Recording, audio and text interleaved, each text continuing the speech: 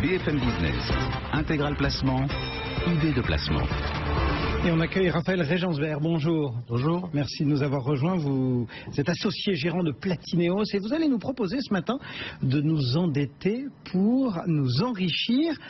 D'où part ce constat de profiter, j'imagine, de l'argent pas cher, effectivement. Exactement. En tant que conseiller en gestion de patrimoine, effectivement, on est face à un challenge actuellement, c'est de continuer à faire gagner de l'argent à nos clients en sachant que les taux sont structurellement bas, que le rendement de la plupart des actifs est orienté à la baisse également. Et donc, il faut trouver des stratégies innovantes. Et en 2016, effectivement, l'une de ces stratégies, c'est de recourir à l'endettement. Alors, parce que du coup, on a quoi? Un levier financier grâce aux taux excessivement bas? Exactement. La première des choses, c'est que vous allez pouvoir faire du levier financier, c'est-à-dire que vous allez pouvoir placer votre argent à un taux supérieur à celui auquel vous l'empruntez. Donc aujourd'hui, quand vous avez un bon dossier, vous arrivez à obtenir par exemple sur 15 ans du 1,10, donc ce qui est quand même exceptionnellement bas. Et dans le même temps, sans pour autant aller chercher des actifs dynamiques tels que les marchés financiers qui ont des taux nettement plus importants. Si on reste sur l'univers du capital garanti, on regarde le rendement des fonds euros encore en 2015, net de frais de gestion, on obtenait en moyenne 2,25. Donc on gagne un peu d'argent. Et quand on pouvait se positionner sur des contrats un peu plus performants, on arrivait à obtenir toujours sur du capital garanti entre 3 et 4% net de frais de gestion. Donc il y a effectivement moyen de gagner de l'argent en faisant du levier. Puis à horizon moyen terme, il n'est pas exclu aussi de se dire que les taux vont remonter. Et que donc structurellement la rémunération de ces placements sans risque va également évoluer à la hausse. Par contre, votre taux d'emprunt, lui, restera figé puisque vous serez endetté à ces niveaux actuels à taux fixe. Une fois qu'on a compris la base de votre idée de montage, Raphaël, est-ce que il faut pondérer ou arranger aussi la chose en fonction de la fiscalité? Alors la fiscalité peut jouer un rôle complémentaire, on peut avoir un second levier, un levier fiscal, dès lors qu'on investit dans un bien, comme vous le disiez tout à l'heure avec le Pinel ou la location meublée, qui a vocation à être loué, puisque vous avez la possibilité de déduire l'intégralité des intérêts d'emprunt, des revenus imposables. Donc pour les contribuables qui sont lourdement fiscalisés, ça va être un effet très puissant. Bien sûr. On peut prendre un exemple chiffré pour mettre les choses de façon concrète. Par exemple, vous Cédric, vous envisagez d'investir pour 300 000 euros par exemple dans un bien immobilier locatif, alors ça peut être des parts de SCPI, ça peut être du Pinel, ça peut être ce que vous voulez, et puis vous vous interrogez sur la meilleure façon de le financer. Soit vous arrivez effectivement avec votre cash, vous avez par exemple un contrat d'assurance vie où il y a 300 000 euros dessus comme par hasard, et en même temps la banque vous propose de financer cette acquisition à 1,10 sur 15 ans. D'accord. Et donc vous allez avoir un réflexe de vous dire finalement 1,10, est-ce que mon épargne rapporte plus que 1,10? Si oui, je peux emprunter, mais c'est encore plus puissant que ça, puisque dans la mesure où on va supposer que vous êtes très lourdement fiscalisé, à la tranche la plus haute, 45%, en fait, le coût réel de votre emprunt, il n'est pas de 1,10, il est grosso modo de 0,46. Donc, dès l'instant où votre épargne vous rapporte plus que 0,46 par an, il y a un autre levier intérêt à vous endetter.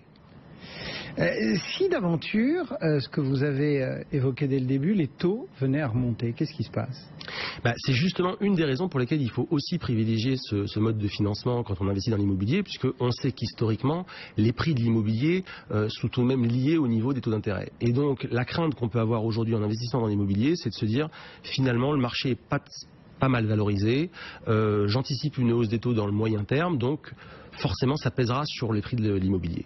Et justement, une des façons de se couvrir dans une moindre mesure, mais de se couvrir contre cette remontée des taux, c'est de se dire, effectivement, s'il y a une remontée des taux, mon bien immobilier va avoir sa valorisation affectée, mais dans le même temps, je vais gagner de l'argent sur mon crédit, puisque, encore une fois, mon taux d'emprunt, lui, sera fixe, mais par contre, la rémunération à laquelle je pourrais placer mon épargne ou mes revenus sera plus élevée.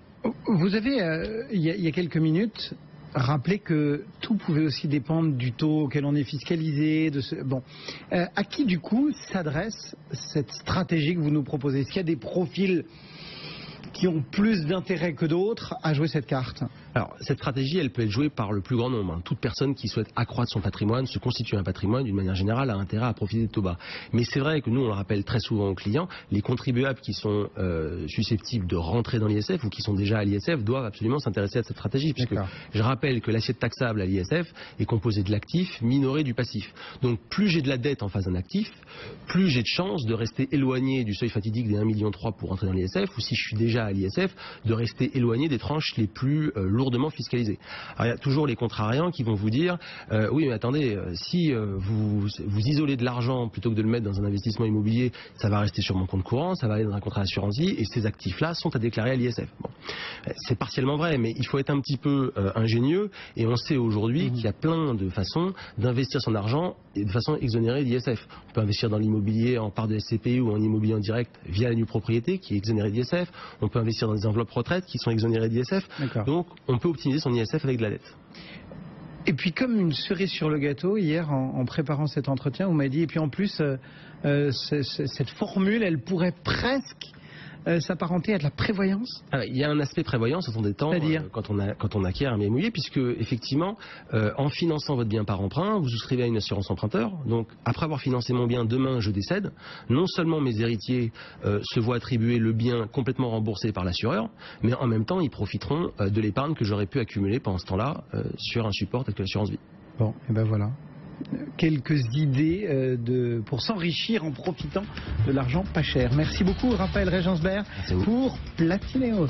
Alors que le CAC 40 en ce milieu de matinée reste toujours aussi prudent après avoir, c'est vrai, gagné 5% en à peine quelques séances. Aujourd'hui on est stable, 4343 points. Les derniers sondages à 2 jours du référendum britannique, les derniers sondages placent toujours le maintien du Royaume-Uni dans l'Union européenne très très légèrement en tête, mais ça reste quand même très fragile, et l'un de ces sondages place lui le Brexit en tête. Donc on voit que ça va sans doute rester très volatile et très incertain jusqu'au bout. L'euro vaut $1 13,34 en ce moment.